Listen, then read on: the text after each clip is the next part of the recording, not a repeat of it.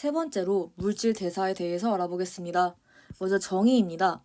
생명체 내에서 생명 시스템을 유지하기 위해서 발생하는 모든 화학 반응을 지칭합니다. 그리고 특징으로는 생체 촉매인 효소가 관여합니다.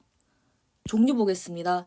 먼저 동화작용이라고 있는데 정의는 작고 간단한 물질인 저분자 물질을 크고 복잡한 물질인 고분자 물질로 합성하는 반응입니다. 에너지 출입은 에너지를 흡수하기 때문에 열을 흡수한다라고 해서 흡일 반응이라고 보시면 되고, 예시로는 무언가 복잡한 걸 만들어야 되니까 단백질 합성하고 광합성하고, 즉 포도당을 합성한다라고 봐주시면 됩니다. 그러면 이화작용 보겠습니다. 정의는 크고 복잡한 물질인 고분자 물질을 작고 간단한 물질인 저분자 물질로 분해하는 반응입니다. 에너지 출입은 에너지를 방출하기 때문에 발열 반응이다 라고 봐주시면 되고, 예시는 소화, 세포호흡 등등등이 있습니다. 그래서 얘는 포도당을 분해한다 라고 봐주시면 됩니다. 그래서 그림을 보게 되면 동화작용은 간단한 거에서 복잡한 거, 이화작용은 복잡한 거에서 간단한 거 이렇게 봐주시면 되고, 에너지는 동화작용은 에너지 흡수, 이화작용은 에너지 방출 이렇게 봐주시면 됩니다. 네 번째로 세포호흡이랑 연소 비교해 보겠습니다. 먼저 세포호흡입니다.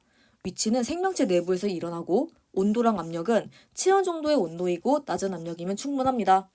그래서 우리 체온 정도다라고 하는 거는 상대적으로 낮은 온도다라고 봐주시면 됩니다. 그리고 에너지는 반응이 단계적으로 발생하기 때문에 에너지는 당연히 단계적으로 방출이 된다라고 봐주시면 되고, 반대로 연소는 위치는 생명체 외부입니다. 왜냐하면 불을 넣어야 되기 때문에 생명체 내에서는 발생을 할 수가 없습니다. 그리고 온도랑 압력은 높은 온도와 높은 압력을 필요로 합니다. 에너지는 반응이 한꺼번에 발생을 하기 때문에 에너지도 당연히 한꺼번에 방출이 된다라고 봐주시면 됩니다.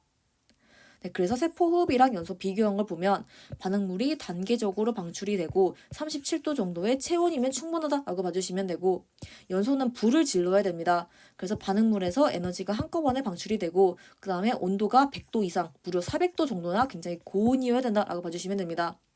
그래서 이 정도는 숫자를 기억하시는 걸 추천을 드리는데 400도까지는 숫자 자체를 기억하실 필요는 없고 그냥 온도가 높네 정도만 기억을 해주시면 됩니다.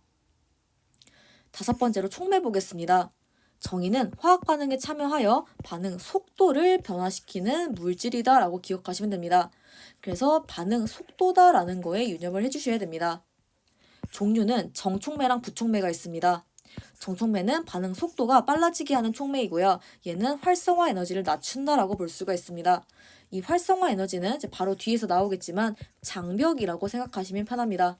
그래서 내가 넘어가야 될 장벽이 있는데 그 장벽을 좀 낮춰줘서 속도가 확 빨라진다라고 봐주시면 되고, 부촉매는 반대로 속도 느려지게 하는 촉매입니다. 그래서 활성화 에너지를 높여서 내가 넘어야 될 장벽을 엄청 높인다. 그래서 넘어갈 때 더 힘들어서 반응 속도 느려짐 이렇게 봐주시면 됩니다. 특징은 화학 반응이 발생해도 촉매는 변하지 않기 때문에 재사용이 가능합니다. 즉 소모가 되지 않는다라고 봐주시면 됩니다. 여섯 번째로 효소 보겠습니다. 정의는 생명체 내에서 물질 대사를 빠르게 발생시키도록 촉매 역할을 하는 물질이고요. 여기서 빠르다의 키포인트를 맞추셔야 됩니다. 빨라지게 하니까 활성화 에너지를 낮추고 정촉매겠구나 라고 연상하시면 됩니다. 그래서 빠르니까 정촉매, 그리고 생명체 내에 있으니까 촉매긴 하지만 생체 촉매 이렇게 봐주시면 됩니다. 그리고 특징 보겠습니다. 생명체 내에서 발생하는 물질 대사에는 거의 다 효소가 관여해야 됩니다. 왜냐하면 생명체는 온도가 훨씬 얘보다 낮습니다. 온도가 낮으니까 효소가 관여를 해야 반응이 상대적으로 빠르게 발생을 할 수 있습니다. 그래서 효소의 작용으로 물질 대사는 체온 정도의 온도랑 낮은 압력에서 진행이 가능하고요. 정촉매니까 활성화 에너지를 낮춰서 반응 속도가 빨라진다, 즉 장벽을 낮춘다라고 봐주시면 됩니다. 당연히 재사용이 가능하니까 적은 양으로 효율적으로 작용이 가능하고, 화학 반응 발생화도 변하지 않으니까 재사용 가능, 즉 소모되지 않음 이렇게 봐주시면 됩니다. 그리고 주성분이 단백질이기 때문에 고온에서 변성이 가능합니다. 그래서 대표적인 예시가 계란 후라이 익을 때 생각하시면 됩니다. 이때 색깔이 투명이었다가 흰 색깔로 변합니다. 이렇게 색깔이 변한 걸 통해서 단백질 변성됐네 하고 우리가 추론을 해볼 수가 있습니다. 그리고 계란은 우리가 잘 알고 있다시피 단백질입니다. 그래서 단백질이 열을 가해지게 되면 이제 얘네들이 색깔이 변하는 것처럼 구조도 변형이 됩니다. 그래서 얘네들이 단백질이면 온도가 가해지는 순간 변성이 될 수 있다는 거는 계란 후라이를 통해서 연상하시면 됩니다. 그리고 기질 특이성이라는 게 있는데 자신의 입체 구조와 맞는 반응물과만 결합을 해서 반응을 진행한다는 뜻입니다. 그리고 기질은 반응물과 똑같은 표현이라고 생각을 해주시면 됩니다. 그리고 여기서 주의사항이 있는데 촉매는 반응 속도를 변화시키는 거지 반응의 평형을 바꿀 수가 없습니다. 즉 똑같은 반응이라면 반응열과 생성물의 농도는 동일하다라고 봐주시면 됩니다. 그리고 반응열이라고 하는 건 화학 반응이 발생할 때 흡수 또는 방출하는 열의 양이다라고 봐주시면 됩니다. 그리고 촉매의 유무가 활성화 에너지를 변화를 시킵니다. 즉 촉매의 농도와 활성화 에너지는 관련이 없음 이렇게 기억을 해주시면 되고요. 하지만 촉매의 농도가 높다라고 하면 초기 반응 속도가 빠르다라고 봐주시면 됩니다. 그래서 이 부분도 뒤에서 더 자세하게 설명을 드리도록 하겠습니다. 그리고 동화작용과 이어작용에 따라서 활성화 에너지가 어떻게 달라지는지 그리고 반응열이 뭔지 이렇게 보도록 하겠습니다. 먼저 동화작용은 에너지가 흡수가 되는 단계입니다. 효소가 없다면 반응물과 꼭대기의 차이가 활성화 에너지, 그리고 효소가 있다면 반응물과 꼭대기가 활성화 에너지입니다. 그래서 활성화 에너지는 꼭대기랑 반응물의 차이다라고 기억해 주시면 되고 반응열은 그냥 얘네들의 높낮이를 비교한다라고 보시면 됩니다. 그리고 이화작용도 마찬가지입니다. 활성화 에너지는 꼭대기랑 반응물의 차이가 바로 이 활성화 에너지를 결정하는 거고 반응열은 꼭대기가 중요한 게 아니라 반응물과 생성물의 차이가 반응열이다 라고 기억을 해주시면 됩니다.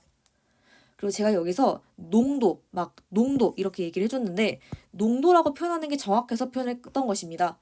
그리고 농도라고 하는 거는 부피분의 양입니다. 근데 일반적으로 부피는 고정이 되어 있습니다.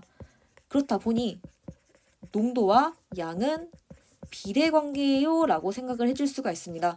그래서 농도로 표현하는 게 정확해서 제가 다 농도라고 표현을 했던 거지 사실 부피가 일반적으로 고정이 되어 있다 보니 양이라고 표현해도 크게 무방하다라고 봐주시면 됩니다. 그리고 효소와 관련해서 그림들 2개 보도록 하겠습니다. 먼저 효소의 촉매 반응입니다. 효소의 입체 구조와 맞는 반응물이 결합을 하게 되기 때문에 얘가 아니라 얘가 결합을 하게 되고요. 결합을 하면 활성화 에너지가 낮아지기 때문에 반응이 빨라집니다. 그리고 반응 끝나면 효소와 생성물이 분리가 되기 때문에 분리된 효소는 다시 이용이 된다. 즉 재사용이 가능하다라고 봐주시면 됩니다. 그리고 효소의 기질 특이성 보겠습니다. 효소의 입체 구조와 딱 맞는 반응물이 효소와 결합을 하게 되는데 이때 반응물이 생성물로 전환이 됩니다.